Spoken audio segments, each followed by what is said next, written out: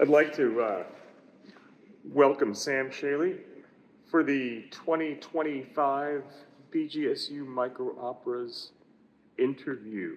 Thank you for having me. Thank you for being here.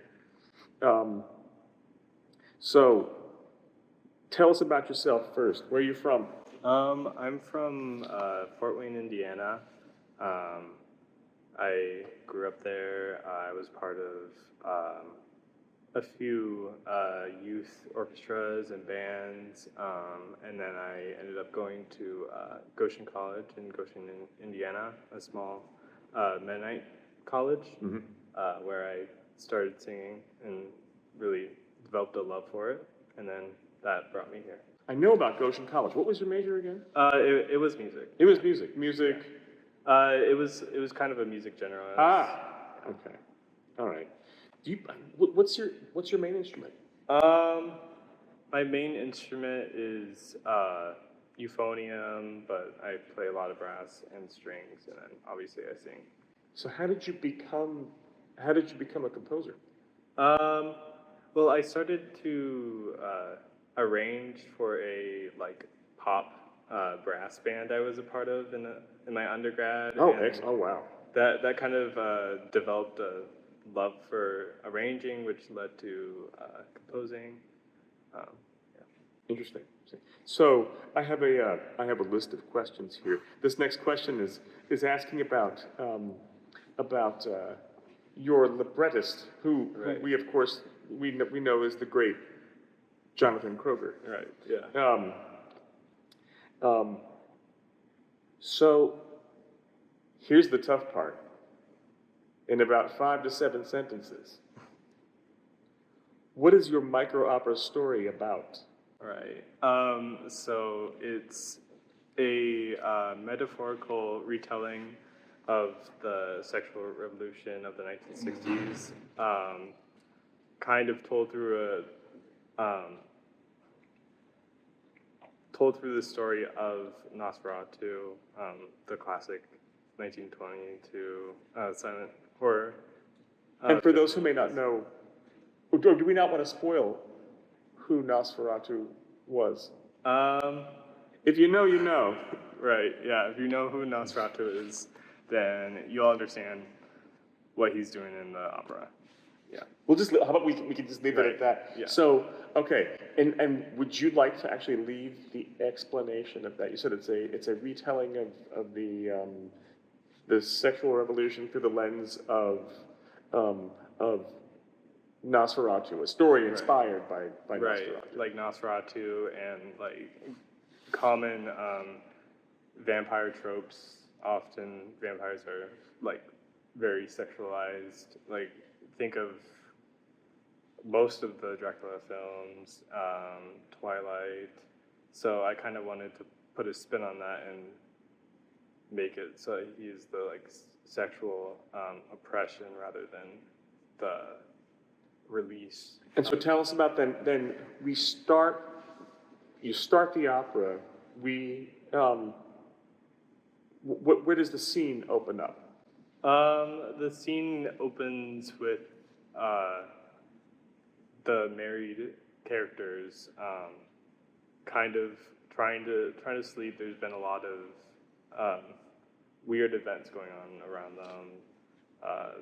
People going missing, people dying, a lot of rats, a lot of people getting sick. So they've kind of been very stressed. They're trying to sleep, but they keep coming in and out of sleep. They keep hearing a lot of unidentifiable whispers in the dark. Right. Yeah. What inspired you to compose this story? Were you just big vampire movie fan? What were you thinking? Well, I'm really a huge fan of classic horror and modern horror too, but specifically classic horror. And you're saying classic horror, right? Right. I couldn't tell it because all the kids these days they put core at the end of everything. I thought you were for a second I thought you said classic core. But you classic horror films. Yeah. Okay, great. Right. So I knew I wanted to at least write a proposal for a classic horror film, and Nosferatu was one of the few that I hadn't really encountered much or watched much. So I decided to watch it, and I really enjoyed the themes of it and the artistry of it. So I wanted to write an opera about it. And my composition professor, Dr. Christopher Dietz, told me that maybe just having a literal opera about Nosferatu might be not enough and needs a little bit more depth. So then I did more research on vampires and on Nosferatu and found this huge array of personifications of vampires being sexual awakenings or sexual deviants.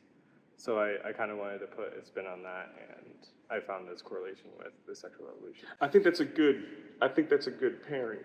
It makes complete sense. It makes complete sense. There's this TV show that has come out recently called The Studio. Have you heard about it? I have not heard about it. You've not heard about this? This is where a Hollywood film studio guy gets promoted, and the studio head just wants to make money. Right. They want to make the next Barbie movie. But the studio guy wants to make it meaningful. He wants to flesh it out. Anyway, he likes good movies. He wants to make a quality film, but they get this account with Kool-Aid.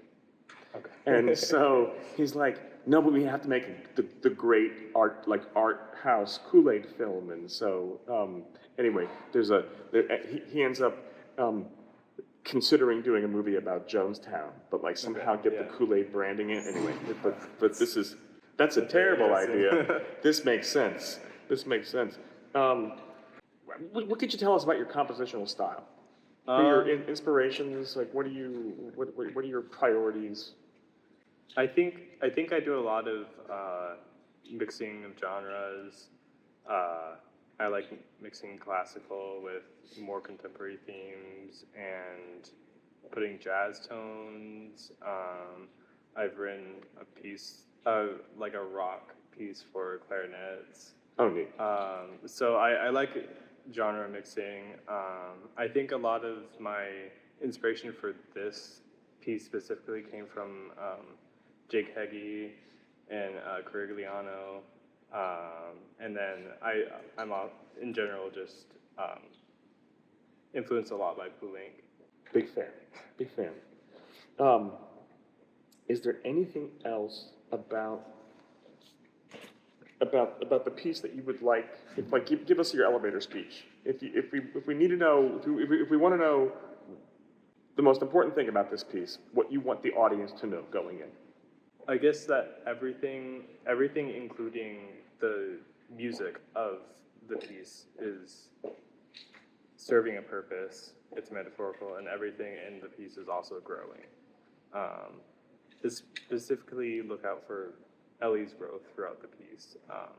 I used color palettes because I have a somewhat mild case of chromosynesthesia. And Ellie's goes from this kind of dull and hollow yellow palette to a warmer orange, and it's kind of a metaphor for her finding herself and pulling away from these like traditionalist views. Oh, that's fascinating. That's really interesting. Where can we learn more about you? Website, YouTube handle, Facebook, TikTok? I do have a website. It is just samuelscheele.com that you can find a lot of my works in. I also have a YouTube that I admittedly need to post more on, but it is also just my name.